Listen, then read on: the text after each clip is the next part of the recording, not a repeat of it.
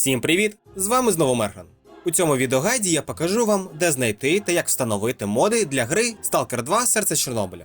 Що ж, підписуйтесь, ставте вподобайку, і я бажаю вам приємного перегляду. А перш ніж почати, я нагадую вам, любі мої друзі, що ви можете допомогти нашим захисникам.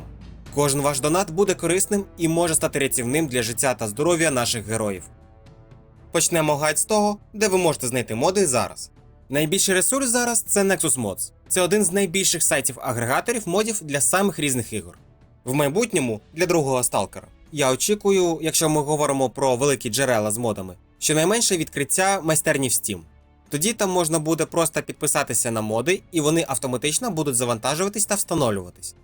Тож, якщо ви дивитесь це відео сильно пізніше його виходу, перевірте, може майстерня Steam вже відкрита, чи є ще якийсь ресурс, де можна підписатися на мод, наприклад, всередині гри, або в магазині, де ви купляли гру, або на сайті розробників.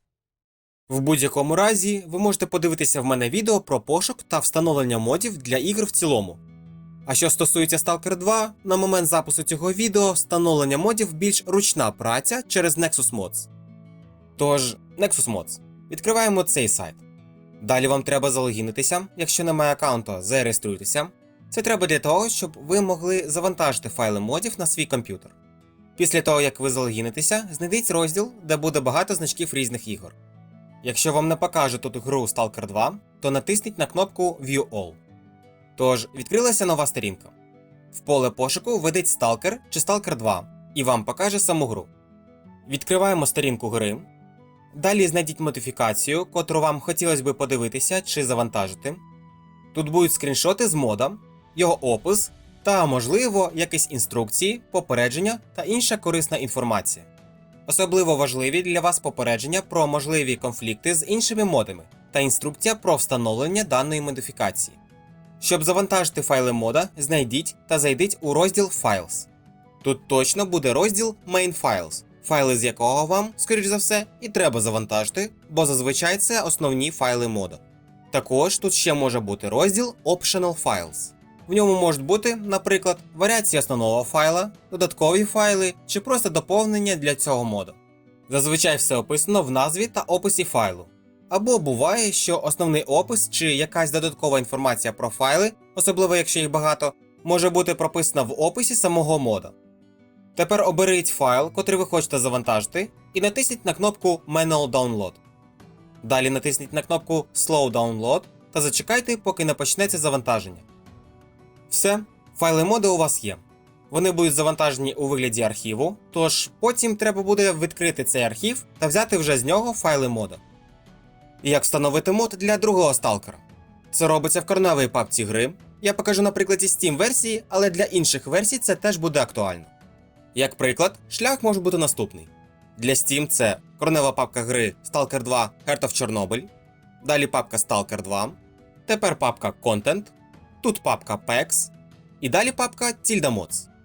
Для Game Pass на комп'ютері з Windows це корнева папка гри Stalker 2 Heart of Chernobyl в дужках Windows, далі папка Content, тепер папка Stalker 2, тут папка Content, далі папка PEX і вже тут папка Tilda Mods.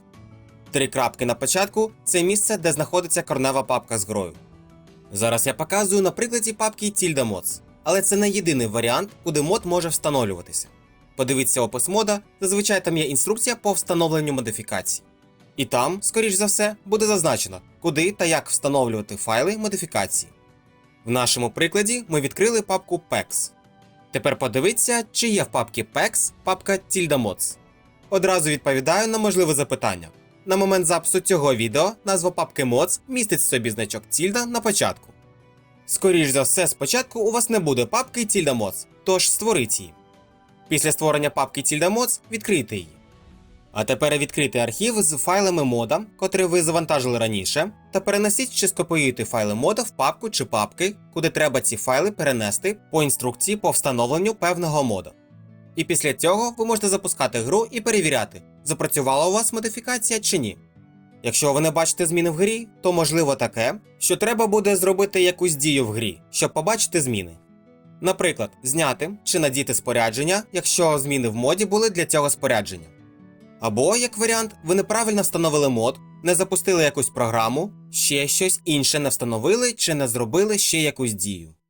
Такий варіант особливо актуальний для модів, складних по встановленню. Або ж у вас може бути конфлікт декількох модів. Або, як варіант, сама модифікація несумісна з вашою версією гри. Або цей мод просто неробочий. Як бачите, варіантів, чому у вас може не запускатися мод, або чому мод може неправильно працювати, досить багато. На цьому все. Буду дуже радий вашій підписці та коментарям. Ставте вподобайку і поділіться відео з іншими.